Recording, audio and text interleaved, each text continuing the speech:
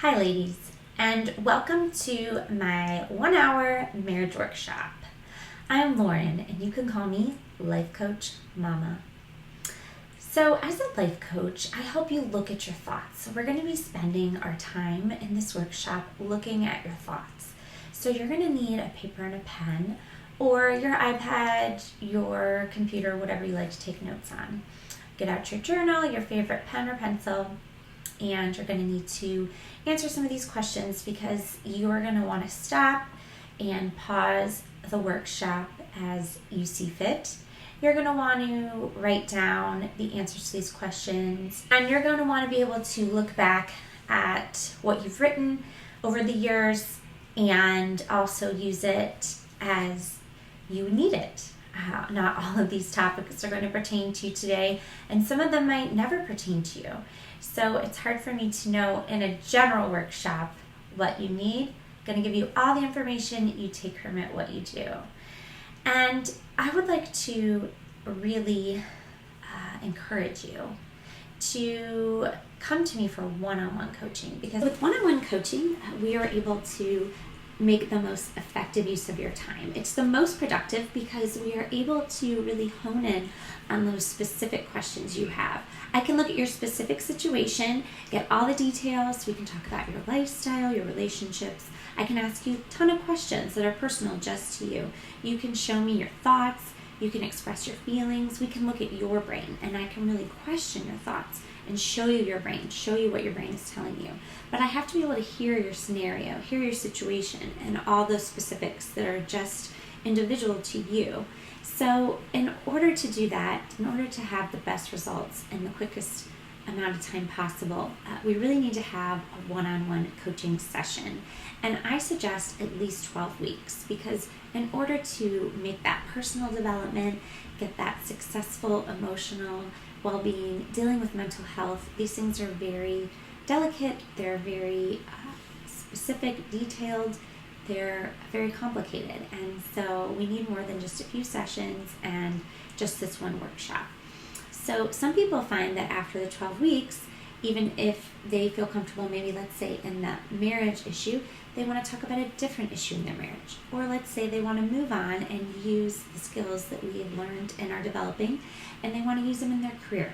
Or maybe they want to go into their parenting. Maybe they have a difficult relationship. Maybe it's just their own issue with depression, anxiety. So I would suggest at least 30 minutes, and that only costs $25 to be one-on-one with me. You get a $5 discount if you go the full hour. Instead of $50, it's only $45 for 60 minutes. And again, we want to meet weekly, at the very least 12 weeks. So this workshop is for you if you would like to get married, if you are engaged, if you just got back from your honeymoon and you're newlyweds, if you've been married for a few years, if you've been married 15, 20, 25 years, even if you're empty nesters, if you have grandkids, anyone who's married. If you know someone who's married and you think they might be willing to take your advice, or you want to be able to support them in their marriage, this could help them, and you could help them by learning more about making a good marriage and making a better marriage. So this speaks in general to a lot of groups, a lot of ages, and a lot of different stages of marriage. Again, you can get one-on-one coaching, but for general marriage advice, we're going to talk about all different areas of marriage, all different aspects, and you are going to have to use your journal, your papers, your pen, and write down what's specific to you. So think about your husband, think about your marriage, think about what you want to work on, and as I'm speaking and asking questions, you are going to have to think of your specific situation and write down those answers, write down those questions. And if you want to speak with me further, just contact me, Lauren, Lauren, at lifecoachmama, that's MAMA.com. Again, that's Lauren, Lauren, at lifecoachmama.com. You can pay for my one-on-one coaching.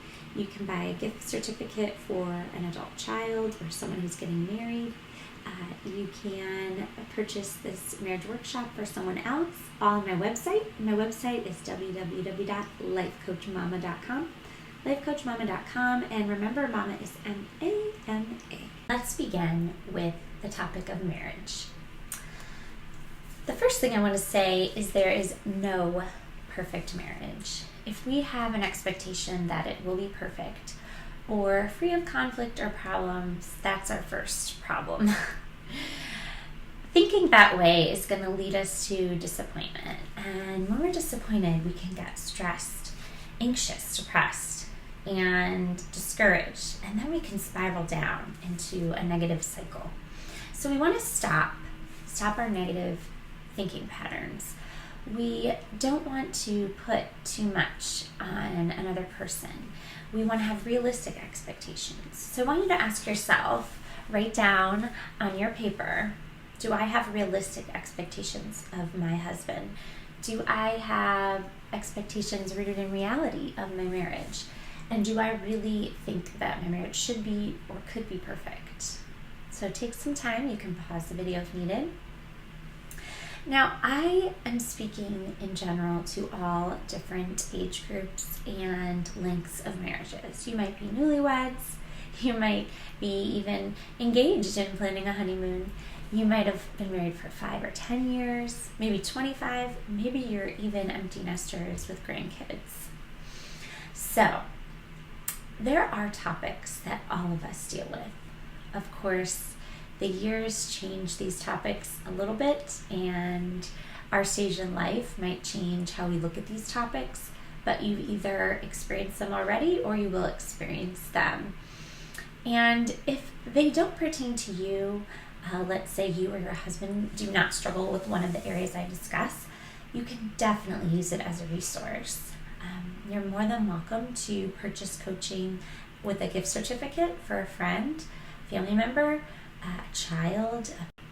So some assumptions I have about you is that you don't want a divorce or don't believe in divorce or don't think it's a good idea, maybe because you don't want to go through the pain or you don't want to put your children through it. But that's pretty much what I'm going to assume if you're wanting to learn about marriage. Whether your marriage is hopeless or you feel it's going pretty well but it could go better, or you think it's great and you just want to keep it great. Okay, we all have issues, we all have struggles, and we can all learn more, and we can all do better, right? In every area. So if I assume that it's not a goal for you to divorce, I'm assuming you want to grow, learn, and maybe even change some aspects of your marriage. I think you can also agree with me that nobody is really looking forward to a divorce or happy about a divorce or proud of a divorce. Of course, these things happen, but I think you and I probably agree that staying married and making the best of it and improving it as much as we can would be best for all, both husband and wife, and if there's any children. Okay, so with that thought, let's start with an ABC model. Okay, the ABC model, if you haven't seen any of my videos, I have a ton of free content. I have a YouTube page, Facebook, Instagram, Twitter, TikTok. What I have gone over quite a few times, if you haven't seen before, is something called the ABC model. It does not come from me. It comes from psychologists, and it's been studied and tested all over the world for many, many years. And it's just the idea that our thoughts are connected to our feelings, which are connected to our behaviors. So you want to change your behavior, you change your thoughts. So it all goes back to thoughts. I want to tell you what the ABC stand for. So A represents the word activating event. So that's just any event, any occasion, any situation that we're in. Okay, so this can be in any area of life, anything that really is going to cause a problem because we are working with negative thoughts and negative behaviors. Okay, so what is that thing that is starting this whole issue, or what is the issue itself? So then we go to B, and B stands for beliefs. So this, I like to also say, stands for brains, because it's our brains that's telling us things, and our brains lie to us, our brain's trying to keep us safe, our brain might tell us something that it's been telling us for years. It tends to be negative. Okay, so unless we've trained our brain, unless we've created new neural pathways, unless we've looked at negative thinking patterns, which are called cognitive distortions, we're probably going to continue this negativity. Okay, so we want to look at our beliefs, And this isn't religious beliefs, this is beliefs about that A. So whatever that activating event is, what are you believing about it, okay? Because a lot of different people can have a different B for the same A. Okay, so the B is going to change based on the person. So what are you believing? What are you thinking? It could even be a feeling. Anything that's going on in the brain, okay? Then we go to C, which is circumstances. So if we have all these beliefs, what will that lead to? What behavior will that lead to? What circumstance? What will we end up? Okay, what's the end result? What's the outcome? So let's do an example with marriage. Let's start with something a little lighthearted and then move into things that are more serious. Because I think we can all agree, and what I've noticed through this year of life coaching is that everyone is in pain, but everyone is also dealing with small things too. So we're probably all going to relate on the big stuff, and we're all going to relate on the little stuff. So with the ABC model, there's always a 1 and a 2. Okay, the 1 is the negative, the 1 is the one that we bring to coaching and we work through. We look at all our beliefs and feelings and how we respond and those behaviors that come from those feelings and those thoughts. And then we make an ABC 2. And that 2 gets us to where we want to be. So we want to look at what behavior we want, what outcome we want, what we want that C to be the consequence. So we can either try to get to the C by changing the B, or change the C and then figure out how we need to change the B. But either way, the A will stay the same. So a first example is husband comes home from work or walks out of his home office. And husband says, I'm very tired and stressed from work. I'm going to bed early tonight. So after dinner, he goes to bed early. Okay? So imagine your husband going to bed after dinner. And what are your beliefs about it? If this is a problem for you, I want to ask you why. How is it a problem? What are you making it mean? What else could it mean? Is this always a problem? Have you ever done this? Why are you hoping for a different behavior from him? Okay? So we have the A. Husband said he's tired and stressed from work, goes to bed after dinner. The B, you can say so many things. Some things I hear a lot are, he doesn't love me, doesn't care about me, he doesn't want to spend time with me, he doesn't want to be affectionate with me, he doesn't want to listen to me, he doesn't care about me. It could be so dramatic as he doesn't want to have sex with me, which can make us go to the extreme of he doesn't desire me, he's having an affair with someone else, he doesn't care anymore, our marriage is not going well, I should be worried, and then we go into fight or flight mode, okay? So that's the ABC 1, and we just went over B, the beliefs. So if we have all those thoughts, how are we going to end up in the consequences? So now we're on to the C. So your consequence is probably going to be stress, anxiety, maybe some depression, overwhelm, okay? And like I said, fight or flight. So we're going to be now operating out of our thinking, not our thinking brain. We're going to be operating out of our emotional brain, okay? So instead of problem solving or being able to be neutral about it or even positive about it, we are going to be freaking out a little bit, okay? So I'm sure everyone has heard of fight or flight, right? That's when we are in that part of the brain that is dealing with stress and can't think. So we can't think, we can't plan, we can't reason. We're just feeling. And often we have 2 responses. Some say 3, fight, flight, and some say freeze. All of them are ways of, in an unhealthy manner, responding to that stress and do not allow for us to plan or be productive or problem solve. So what might the fight or flight look like? So ask yourself, after you've done your B and your C, do you use the fight or the flight response? Now, you might use both, and depending on the situation. A fight response is when, like it sounds, you fight. So a fight response is when you would fight. So you would nag, you would be aggressive towards fixing the problem, you would maybe talk at the person, you might yell, so you might figure out a way to fight about it. You might show your displeasure through words or through showing your anger in some way, slamming a door, being loud, making a comment. Okay, now flight would be a way that you would check out. Instead of dealing with the emotion that you're having and making a plan, you take escape from it.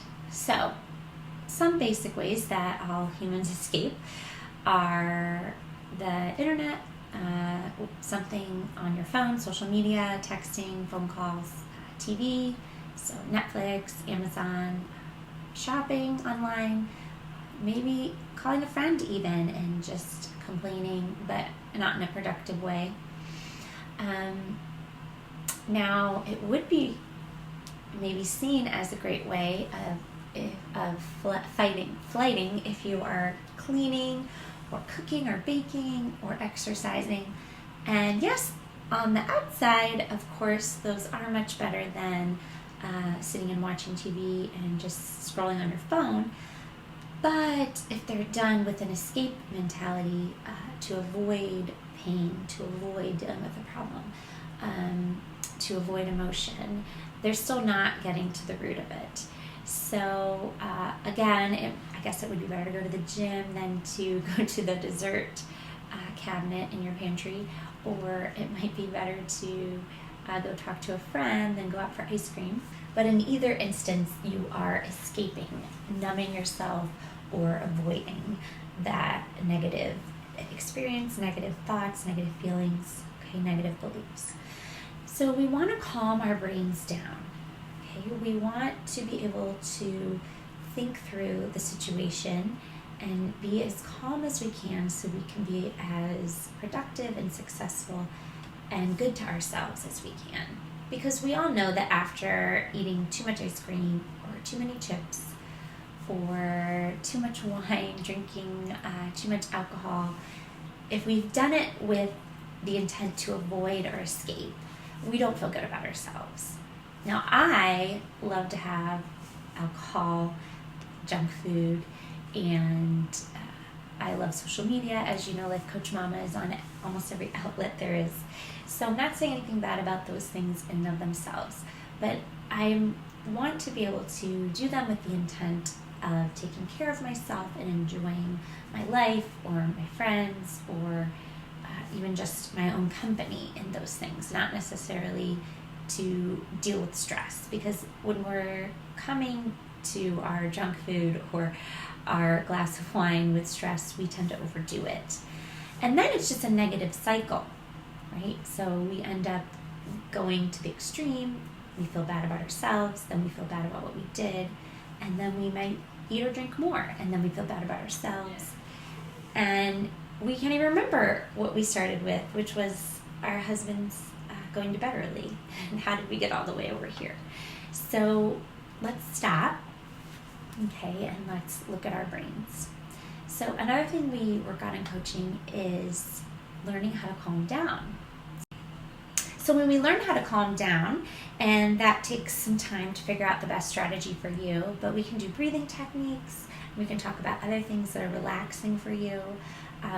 Of course, we all like a nice hot bubble bath or trip to the spa, but I'm talking about in our everyday interactions, if something like this sort of happened, a misunderstanding between spouses, or just spouse does something you don't want them to do, which probably happens many times a day, because people have the right to do whatever they want, and we can't control anyone. And if we do, that's manipulation, and that's not love, and it's not respectful to us or them or the marriage, right? So we won't have time always to do a relaxing bubble bath or go get a manicure. So we want to just learn how to tell ourselves we are okay, we are safe, we can take some deep breaths. Okay, we might need to leave the room. We might need to just somehow ground ourselves, holding our hands, putting our feet on the ground, putting our hands in our laps. Okay? We can talk to ourselves. We can check our own internal monologue, what's going on, and what we're saying to ourselves. Okay? Because our brains, we have learned through evolutionary biology, have been conditioned, and we have been evolving over time, right? Since at the beginning of time, where our ancestors were cave people, we've been evolving to figure out ways to keep ourselves safe. Because when the brain was first developing with the first set of humans on Earth, they were worried about scary animals, scary tribes, scary cliffs, people with clubs, rocks, falling, okay? But you, mama, are not a cave woman, and your husband is not a caveman. So we don't need to worry about danger, okay? Our brain wants to tell us that something is dangerous or that something is unsafe, but it can lie to us. It can be wrong. It can be exaggerating and dramatic, and that's unhelpful. And there are also cognitive distortions that some of us develop over time. Maybe we learned them growing up. We watched other people use them. We develop them somehow, we don't even know, but all people use and think in a negative pattern in some way or another. There's always one or two that's predominant for you, but there are 10 of them. And it would be good if you were interested to learn about these, to take my workshop, because I do spend an hour going over all 10. And it's hard to brief you real quick, but it's just patterns that we get ourselves in of thinking, and they're negative and they're not helpful. So we always want to question, am I using a cognitive distortion? Is this true? Is this helpful? Am I really going to care about this in the future? These are all things we can ask ourselves. So with all of that, again, we did the ABC one, talked about fight or flight, talked about our cave people.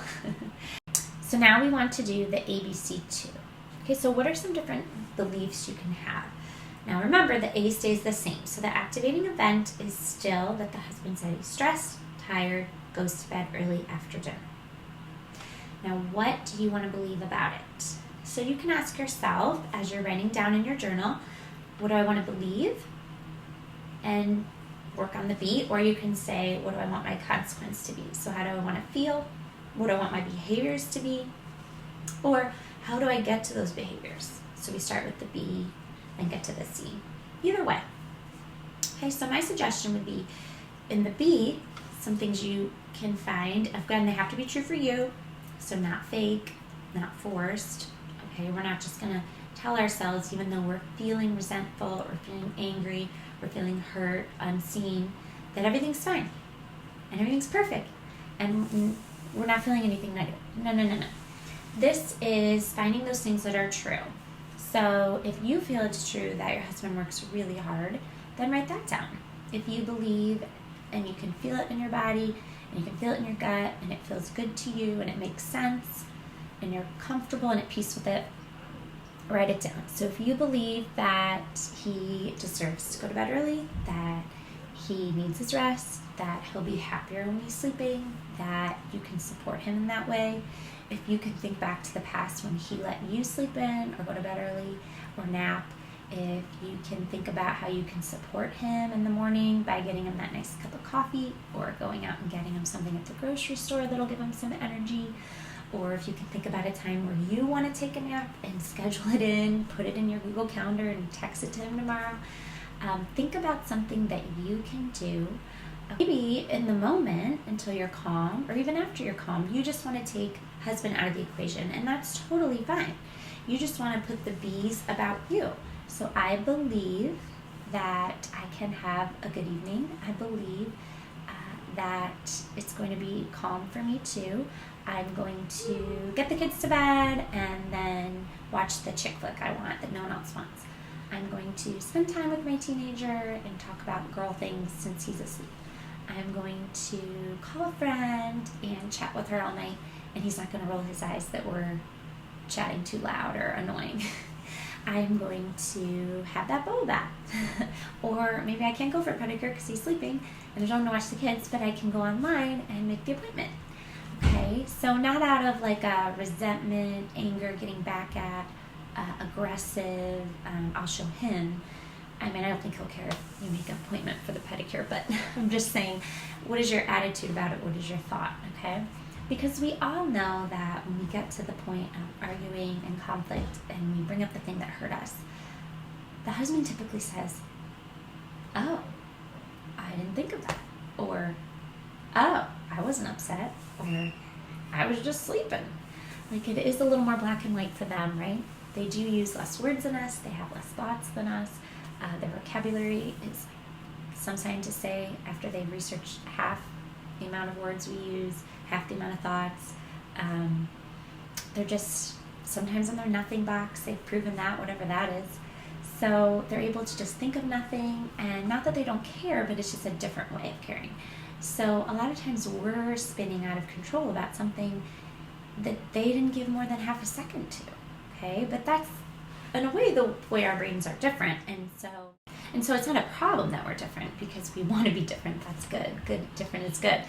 But we need to also not let that go to the extreme where we're just ruminating and, making it a problem for days or weeks ahead, or really even hours. Like, why not just spend a few minutes being upset and move on, so that you can have a good night, you can be relaxed, you can have fun, you can go to sleep, okay? So take care of you, okay? So if you can't focus on him, that's fine. Focus on you. That's who you can control. That's who you can take ownership of. That's who you're responsible for, and that's who in the end, you can handle. You only can react to him. You can't tell him what to do or change his behavior. Okay, so that's our ABC 2. So let's do an ABC model that has something a little more serious, okay? How about in the A line, we say that your husband is looking at pornography.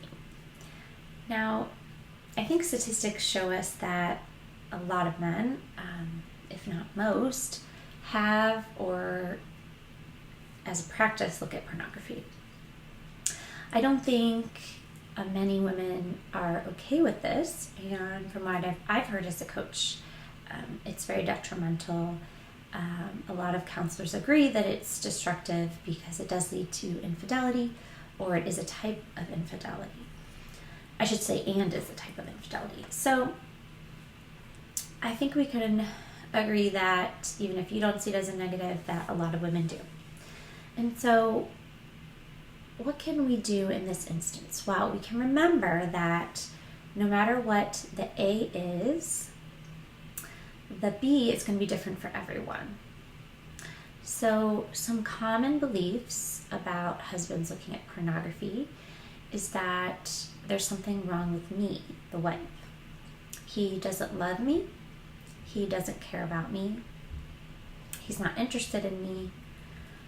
He's a bad person. He's a bad husband. Okay, and other negative thoughts about the marriage. That's kind of the general thought pattern that I hear. Okay, so if we're thinking those things, how are we going to feel and act? So all those negative thoughts about him or yourself or the marriage, are all three are going to lead you to feel negative and act negative. Okay, so you're not going to be supportive of yourself in that situation. You're not going to be supportive of him, or maybe even looking to improve the marriage. Now, you might say it might not be your role, and of course, if he has done something wrong, then yes, it is not something you've done, but again, you get to choose what you believe about it. So my point here is that the ABC model isn't just for smaller things or silly things, superfluous things that we can kind of laugh about in marriage, like husband leaves his socks or his underwear on the floor, doesn't put it in the laundry basket or the hamper. Okay, even though that can be stressful. That ABC can be used for serious topics. Now, this doesn't mean that we don't go to counseling, or we don't speak with someone in our church, or get advice from someone in a professional marriage realm. But a coach can still help. A coach can still support you. A coach can still encourage you. And sometimes it's just changing our thoughts about it. that will really change the whole scenario, improve it. And you might only just need coaching in some cases, even with serious topics. Let me show you what I mean. If we go back to the activating event of the husband being stressed and tired and going to bed right after dinner, we can see that some of those beliefs from the husband uses pornography activating event are just about the same. So just like in that first event, you can change your beliefs. In this second ABC, you can change your beliefs. That doesn't mean that you change the A. So we might want to change the A in this scenario if it's something more serious. So if it's an addiction, if it involves drinking, over drinking, an addiction to drugs, or maybe it's your own addiction or your own use of porn or your own affair, the A is not what we're focusing on. It doesn't mean that it's not serious. It doesn't mean that it's not a problem, okay? But we want to take back our thoughts. We want to take ownership, responsibility for, and realize the power of our brains. So it doesn't discount the A to change the B, okay? But it just helps you, and it helps the C. So your behaviors are going to be anger, betrayal, and probably withdrawing if you feel those things. If you feel used, or if you think he's a bad person or a bad husband, then you will think poorly of him, and then you'll probably talk to him poorly, talk about him poorly, think about him poorly. So you might lash out. Again, the fight or flight happens here as well. So we want to write down how we might act out in a fight or act out in a flight here. So take some time, as much as you need, and whatever the situation is for you. Your A might be completely different, or there might be a certain topic that is more serious, but it's you that's dealing with the A or causing the A. Okay? But whenever you do work on it, just remember that the A is the same for 1 or for 2. So if we're going to the negative, the positive, we just want to change the B. Okay, so what can you do? What can you think? How can you come to feel and behave differently? And what do you want the circumstance to be? One thought I'd like to share is that just like in the ABC where the husband went to bed early, we shifted all of our energy from him to ourselves. Is that if something is serious, so it's probably invoking some strong emotions, it might be really hard to find some positive thoughts, even if you know it's true and you do believe it. It might be really hard to find a positive feeling about your husband in that moment. What you can do is you can find a positive thought that you really feel in your body and in your mind and heart about marriage as an institution. As I started this video, I said I assume that you don't believe in divorce, and that's not the goal.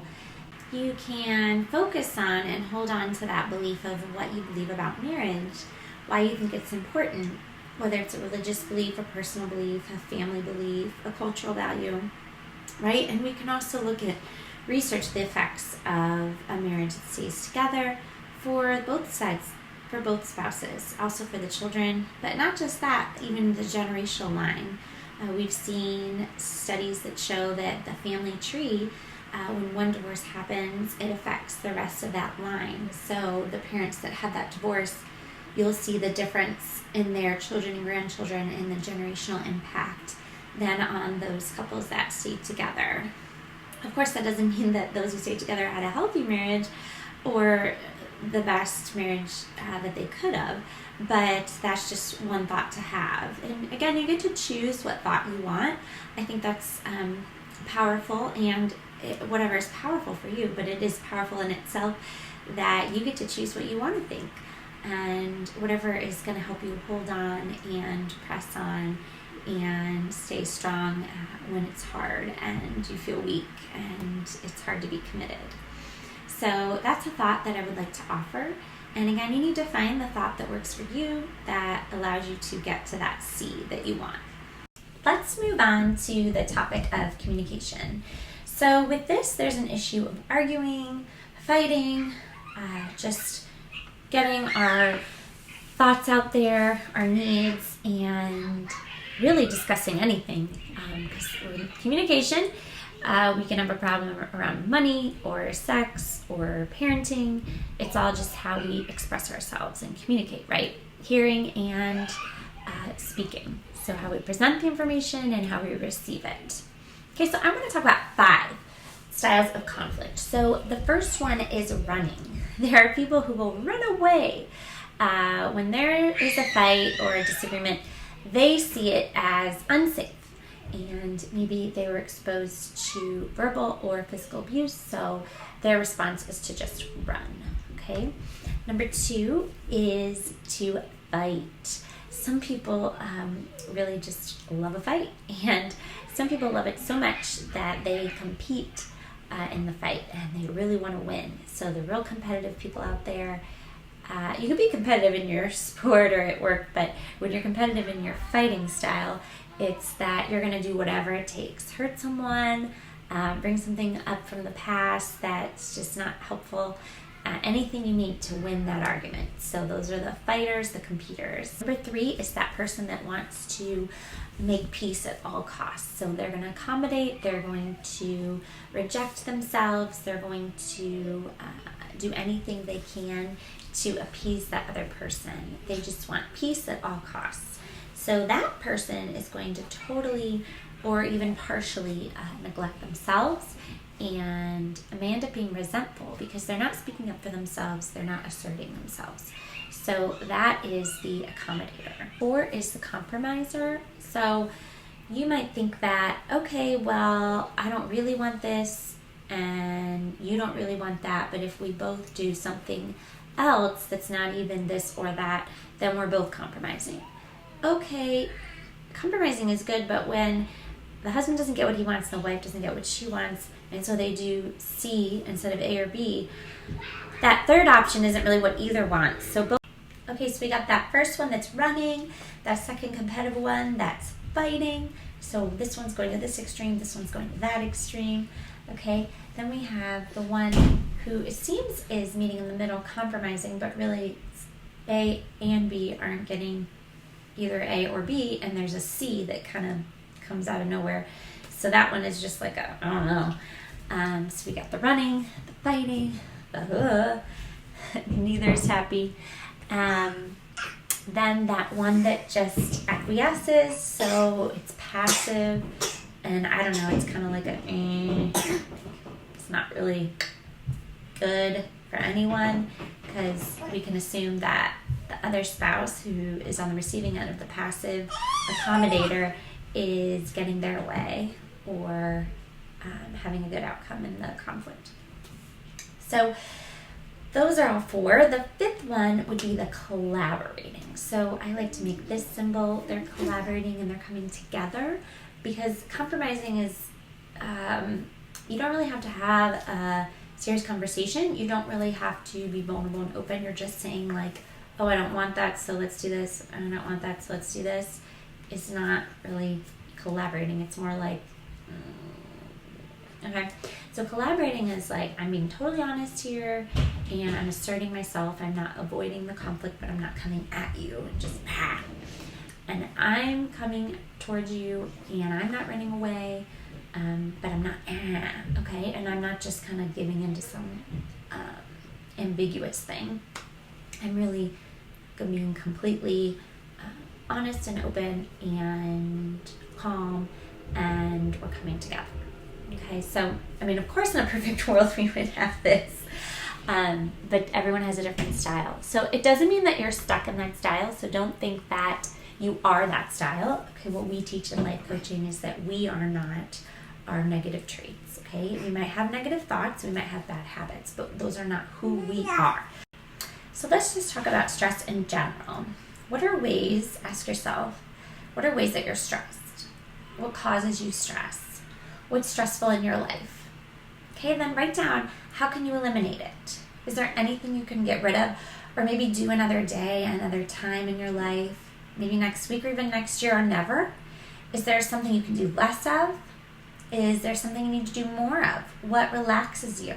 So write down, what relaxes me?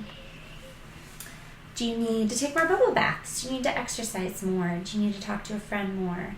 Do you need to sleep more? Some of the best answers are the most obvious ones. Common sense is not too common, right? We forget these basic things. A lot of life is just relearning what we learned in kindergarten.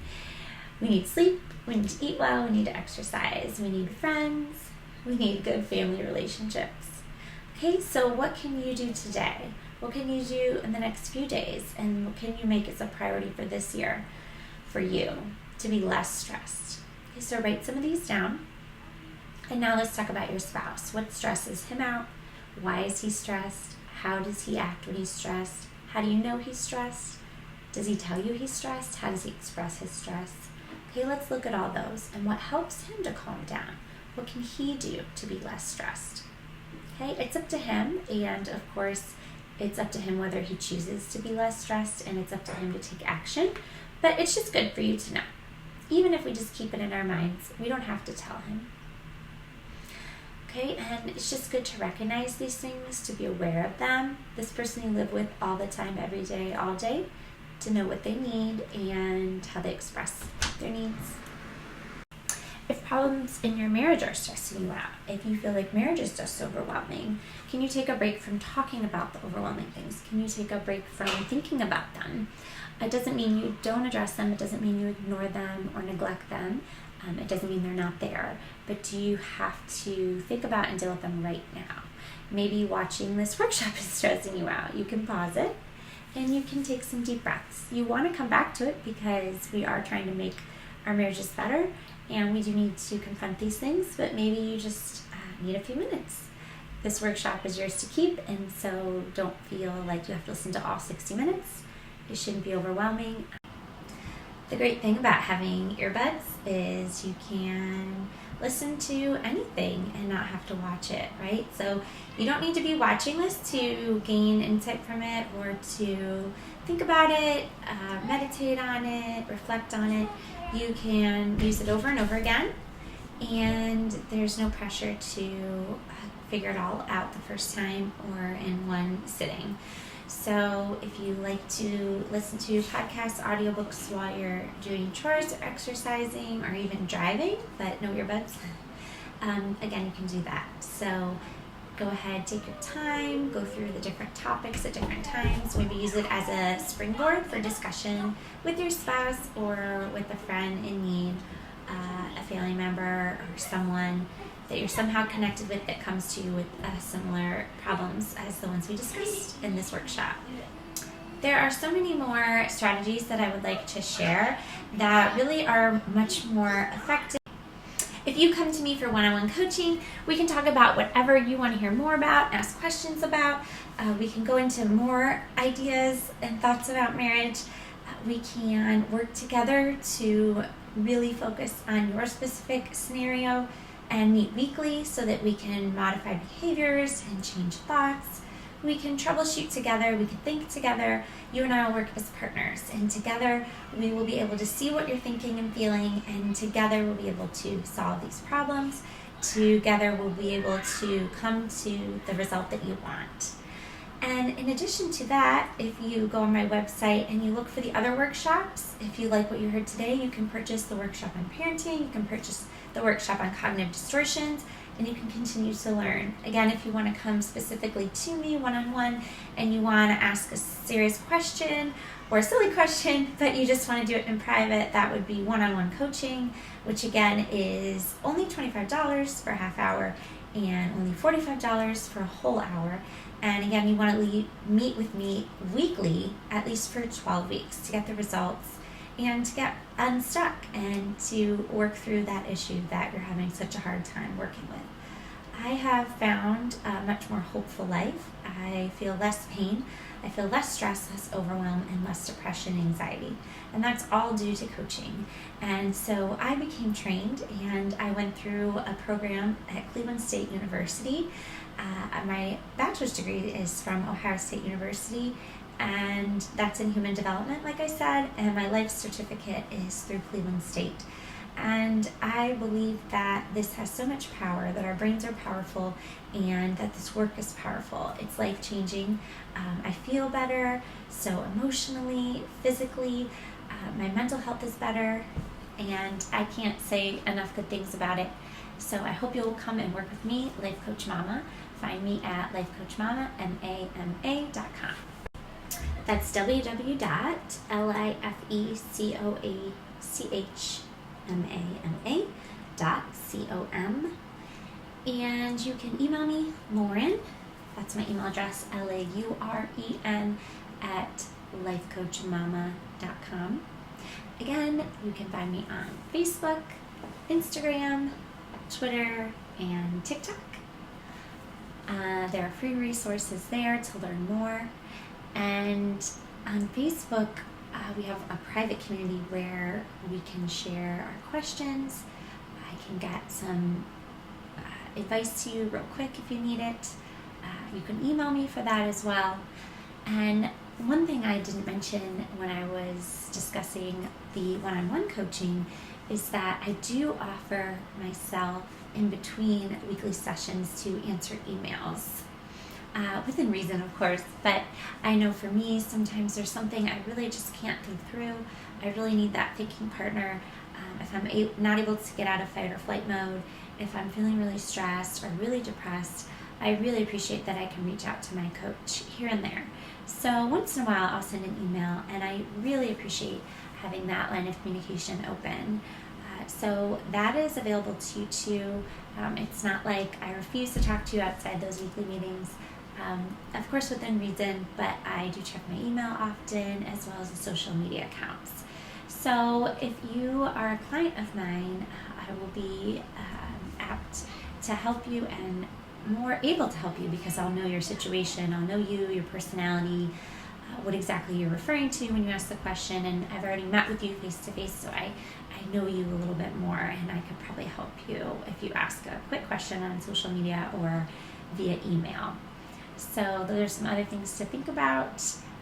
Again, look at the website and see what other workshops you're interested in, or think about someone who's having a baby. They might want that baby shower present instead of more onesies, more clothes that they're never going to use. We all remember that, right? If we've had kids. They might prefer parenting coaching. They might want someone to walk with them, encourage them, support them. I'm so happy to do that. I'm a mom of 8 kids, and I've had preemies, twins, I've adopted, I've had babies in the NICU, I've had natural delivery. Anyone you know that's stressed out, maybe their kids are having a hard time in school due to COVID, anxiety and depression are on the rise. Maybe they're having trouble because they're working from home while their kids are trying to do remote learning. Maybe they're trying to do homeschooling for the first time. So anything in that area. And maybe you know someone that would like a marriage coaching certificate, Valentine's Day, a gift for their anniversary, newlyweds, a wedding present, wedding shower. So any area that you would like to give this wisdom and this service to, what you're gifting the person is not just that 1 hour of coaching, or even if they go on to purchase continual coaching, it's not just the skills I teach them in that 1 hour or half hour. What you're giving them is a complete mindset change. They're going to learn new ways of thinking, new ways of feeling, and new behaviors, and they can incorporate them into any area of life for the rest of their life. They can go into any area of life and in any relationship, a relationship with themselves and anyone else, and think differently. These are skills that are changing them physiologically. We're creating new neural pathways. We're rewiring the brain in some ways. We're teaching the brain new habits. We're getting rid of old habits. They're going to get unstuck. They're going to be happier. They're going to be healthier. They're going to be calm. They're going to feel more confident at work. They're going to feel more peaceful. They might even be struggling with weight loss and diet and exercise. It might just all be in their minds. So there is no end to what we can talk about and what we can improve and what we can work on if we look to our brains, if we challenge our thinking, if we change our thinking. So any way that you might want to bless someone else, you can go ahead and purchase a gift certificate. Again, visit my website, or email me, lauren@lifecoachmama.com, or visit my website, lifecoachmama.com. I'll talk to you soon.